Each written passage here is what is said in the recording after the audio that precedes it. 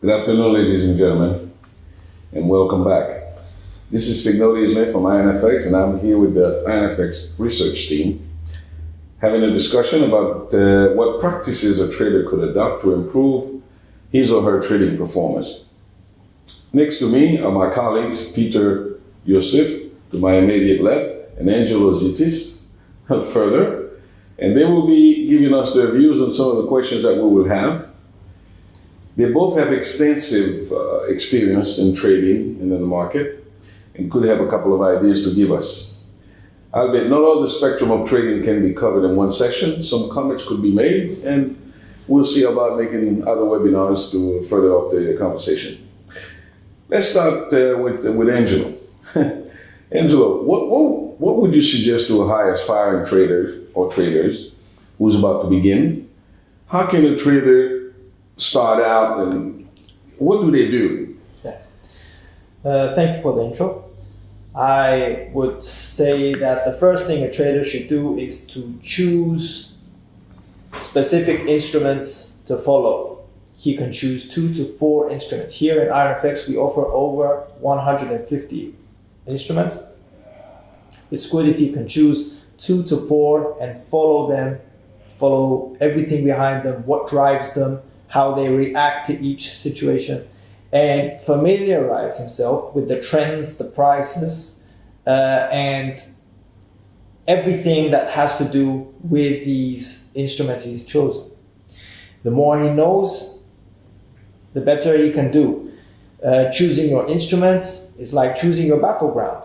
Trading is a battle. The more you know your battleground, the better you know it, the more chances you have to succeed. So, by knowing your instruments, you can make valuable decisions on how to trade and direction, and it will depend on your success. Any ideas, Peter? I would go back on a more basic personal level. I think the first question any potential trader has to ask himself is what he actually wants from trading in the FX market. Say, for example, does he want a side income to fund his holidays or a new car or new furniture? Or does he want to become a full-time trader? IronFX can accommodate both easily. Now, should that decision be reached, I think the next level would be for the potential trader to get himself acquainted with the environment of the FX market, get some fundamental and technical analysis knowledge to back his trading. And once that is done, the next step would be to form a trading plan. As Angelos has mentioned very nicely, he has to choose what his trading instruments will be, what his open positions will be, what his exit positions will be, what his stop loss levels will be, what take profit levels he will have. And always bear in mind that once you make the plan, stick to it. It's not always the case that even if you have a trading plan, you will succeed. It could be the case that at some instances, the market may turn against you. And you must be ready to cut your losses and move on to the next stage, to the next trade actually. It's important that once you fell off the horse, you get back on it. Yes, taking baby steps. Yeah. Baby fall down, get back up, keep moving. Yeah. Very good. That being said, having a plan is all good. Are there pitfalls that they should be avoiding, Angelo? There's a number of things traders can avoid. For me, I picked out 3 things a trader should avoid. I will start with beware of overtrading. Mm-hmm. Overtrading is excessive buying or selling of any instrument or various instruments. Mm-hmm. Okay, a lot of people get this wrong, and they lean towards overtrading. They become careless with their trades. I would say pick your trades strategically. When an opportunity arises, you have to be able to jump in the market. If you're overtrading, the market that deprives you from the opportunity that just arrived. So I would say that if you can control yourself by setting limits to your trades, like maybe 15 trades per week, maybe 10 trades per week, maybe 3 trades or 4 trades per day, that would be a good number. Just limit yourself. Don't go all in on trading. The second thing is speculation. Speculation is trading without facts. Like Peter said, you have to have a plan in mind. Just because you're looking at the chart and euro dollar is moving down and you're selling doesn't mean that it will help you a lot. Or just because oil prices are moving up, you're just following. It could make you some money for start, but eventually it could be very dangerous. Speculation should be avoided. All right. Then running losses for too long. Running losses for too long could be bad for your account because it could be adding swap charges. In IronFX, we have instruments with certain directions charging positive swaps. Okay, so that's something you can use to your advantage. But running losses for too long. If you have a trade and the trade is open for a couple of weeks and direction is not in your favor, it's best to take the loss, cut the loss there, right. Take the loss, take the lesson, and move on. Running losses for too long could be devastating for your account. Right. Right. You know, there's a lot of things written about trading emotionless. Peter, how should a trader work with their emotion? How should they manage their emotion to keep them from making mistakes? Emotions are there. It's a natural characteristic of the humankind. And they're there with a good reason. In a trader, the main emotions are usually fear and appetite. On the one hand, you have fear which tries to protect you. On the other hand, you have appetite which wants to make you take the next step, evolve as a person. Now, the trick here is practically to use your emotions and not get dominated by them.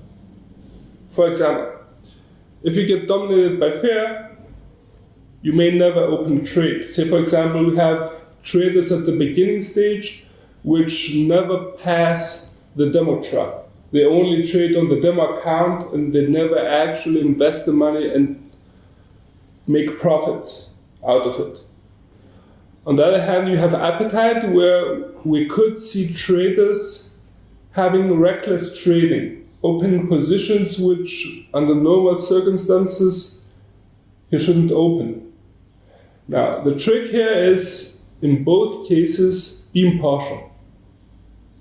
In the sense that don't let emotions decide your trades, let reason decide your trades. And you cannot be subjective in business decisions. It's costly. You pay money for every mistake.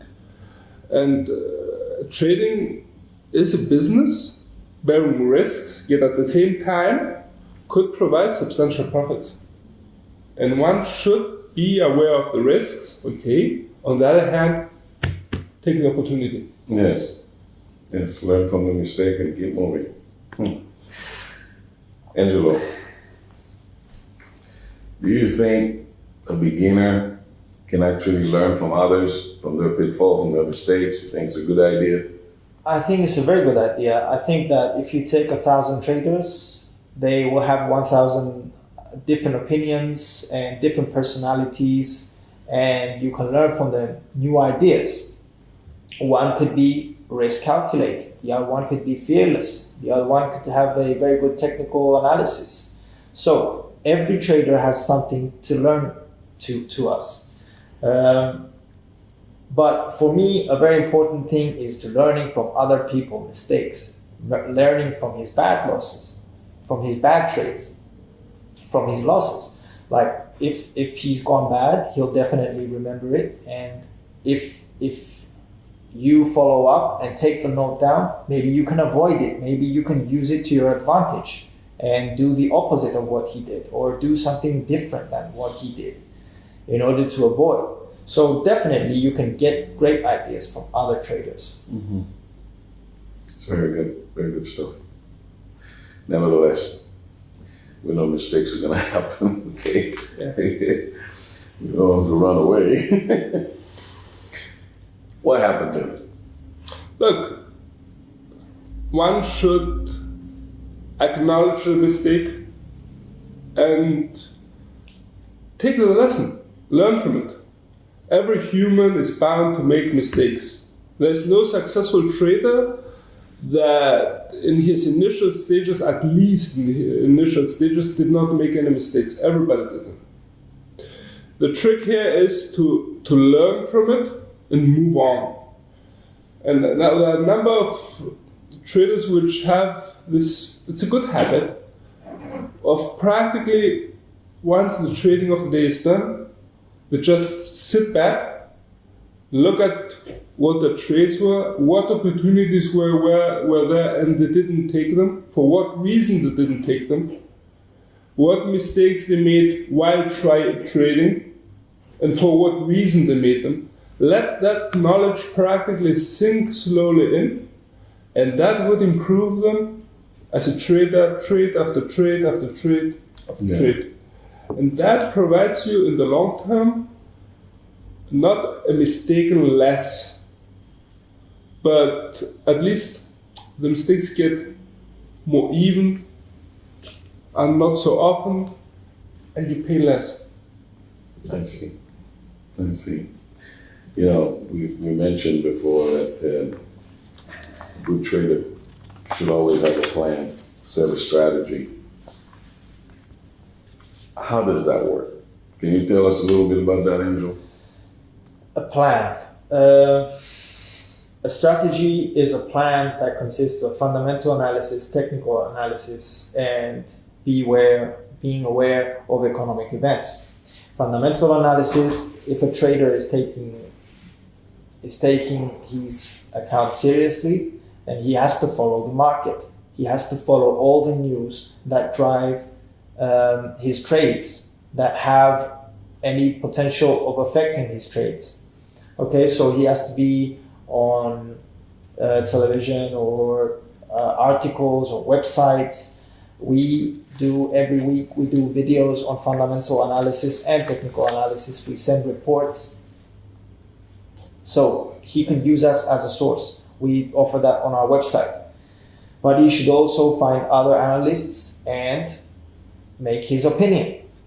From there on, technical analysis is a huge chapter. We're going to make a video only for technical analysis. But for now, anybody that wants to make his first steps, he can go to our website under the Academy label, and he can open our ebooks, which are there. They're very simple to read, very easy to understand, and they will show some of the technical analysis, the basic steps, and even further steps. The third thing is being aware of the economic events. Now, a good trader has always in mind a week ahead financial releases. The week ahead financial releases will let you know which day or what time the financial releases will be released, and you will have an idea if that affects your trades. You may be tempted to trade on these economic events, or you may be tempted to avoid these events. Okay, these events could not just be indicators. They could be a speech. It could be a report. It could be an employment report. It could be an inflation report. So all these affect trading, and you have to be aware of them. Sometimes the market positions itself 2 days before, sometimes a week before. So when you're aware of this, you can use it to your advantage, and you can avoid You can make better decisions. You can avoid trading at times, or you can jump in at times that you think that the level of the time is right. And that's it. Beware of economic events. I'm a beginner. How do I make informed decisions? Why don't I just go ahead and, on a hunch, just trade USD because I feel like it's gonna go up? Why can't I do that? Look, let's start with the latter. Why not base your trading on a hunch? A hunch may or may not provide you with some profits in the short term. However, in the long term, most probably it will burn your positions and you lose most, if not all of your capital. Informed decisions allow you to practically improve yourself and advance in your trading. The question is, how does one inform himself? Angelos has put it very nicely. The first question would be, what are my trading instruments, my favorite trading instruments? Let's say, for example, a trader chooses oil. Okay. The next issue would be, how does he get informed? He has to read a number of websites. I would be a little bit more practical here. I would suggest 3, maybe 4 websites tops to read the most recent news which are available, say for example, again for the oil market. The next question then is, okay, how are these news going to affect the oil market? There you have to find the analysis of 3 to 4 analysts, how the specific news are going to affect the oil market, for example, and we provide that anyway as well. And that should give you also an idea what's being talked about around the oil market from analysts and the market itself. Now, that combined with technical analysis should give you a pretty good idea what trading instrument are you going to follow, what direction are you going to choose, what do you think it's going to have, what your entry and your exit points are, and practically help you make the trading plan as mentioned before. Now, I always suggest that have also chatting with your IronFX account manager. He will always be able to maybe give you a comment or two about what could go wrong, and that could also help you be on your guard with your trading. Other than that, refer to the data. Yes. If President Trump makes a tweet, there are a number of interpretations. Data are there. They're cold. There's no question about them. They should be trading with Trump. The second big issue is trading tools and specifically technical analysis. Use your favorite trading tools, indicators, charts. Have them look not only at, say, for example, in the short term, also in the long term. How has this instrument behaved in the past, say, for example, week? How has he behaved in the past month? And all of that combined helps you to prevent or at least minimize the risks of opening up position. Always when you open a position, you're taking a risk. You aim to minimize it. You cannot eliminate it totally, but minimize it. Very good. You know, Angelo, it's not just the trade that matters. Also, the trading conditions matters. Of course, this is very important. Trading conditions, I would start with margin requirements. Now, you have to be, a good trader is always aware of the margin a position requires to open. All right, over exceeding your margin level keeps you in a difficult situation. First of all, your trades should be in a comfortable margin level. The margin level should be kept high enough to maintain the account. Okay, if you're getting margin calls or if you're low on margin, it means that you're doing something wrong. You're either too aggressive or you have to readjust your strategy. All right, or you're having running losses for too long. Could be a lot of things. So margin levels should be kept high. From there on, liquidity. You should be aware that liquidity from time frame from the Asian session overlapping to the European session, overlapping to the US session is different. In the Asian session, liquidity is low. Once we overlap to the European and London morning, strong liquidity. Then we overlap to the US. A trader should be aware and use this wisely. Use this to his advantage. Then, another thing that so many people get wrong is watching their volume. If you don't watch your volume and you open a position too large and the market moves in the opposite direction, it can create huge losses for you, all right? If you open 10 lots or 15 lots, you can start losing thousands by minutes or by seconds even. So this can make you panic. When you panic, you can make the wrong decisions. You can make decisions you shouldn't have made. And you can lose all your money eventually.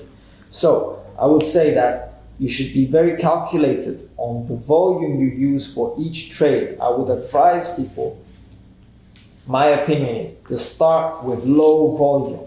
Low volume is significantly related to risk management. Risk management is very important. It's very important for your trading account, for your success, to make more money, to be more confident. You have to be calculated on your risk management, and one of the things is volume. Is there any other ideas you'd like to share with us? I would also add leverage.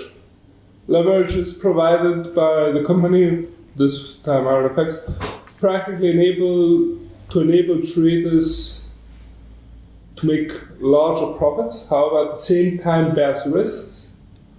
And I would advise against the two extremes here. There's no use of having practically no leverage, while at the same time maxing out your leverage could provide severe risks for your capital involved. I would suggest use leverage, however use it smartly. Say for example, when the risk factor is high, use low leverage. And the contrary. The second issue would be trading with money you can lose. I would never trade, for example, with my rent money. The third issue would be keep a trading journal. It's very nice to actually be able to go back and see how your trading evolved over time. Our trading platform provides this automatically. So it's not something like, say for example, you have to keep on a manual basis. However, you can still print it out, write a couple of comments next to each trade, see how things evolve over time, how you improve. It's like taking pictures of yourself. Anything to add, Andrew? Guarding somebody's profits. Now, guarding your profits is like, for example, when you open a trade and for the first 2 hours you're in profit, and then after in the third hour you're losing double the amount you were making. That means you're not guarding your trades correctly. All right. You should be able to set stop losses correct, or set trailing stop losses in place to keep you in not losing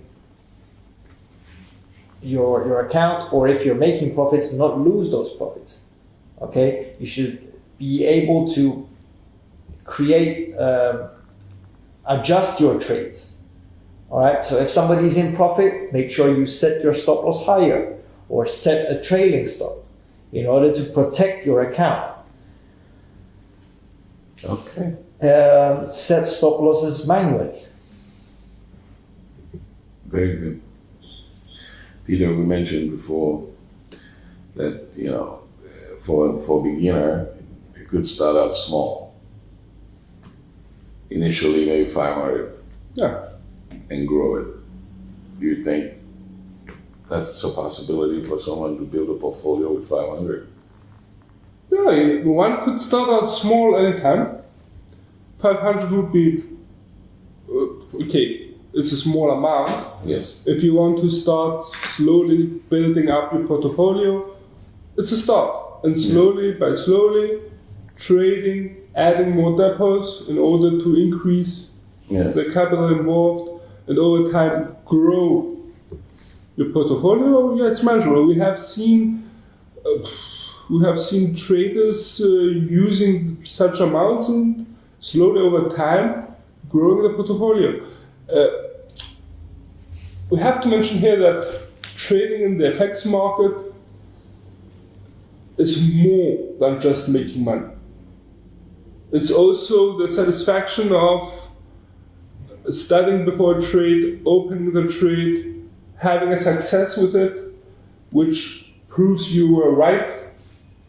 It's also the magic of having the portfolio growing and feeling that you're actually building something up for yourself for the future. Confidence. It provides you with more confidence, and yes, why not? Making a profit and making a better living for yourself is a good arrangement. It's very good stuff. Look, at this point, I think we outlined some of the basic things that a new trader could do to get started. In addition, they have the tools that we provide here at IronFX, including the ebook you mentioned earlier, and of course their account manager that they can reach out to. Mm-hmm. At this time, I'd like to take a few questions for the people who are watching. We'll take a few minutes and say hello and see if we get any questions for them to answer. Let's see.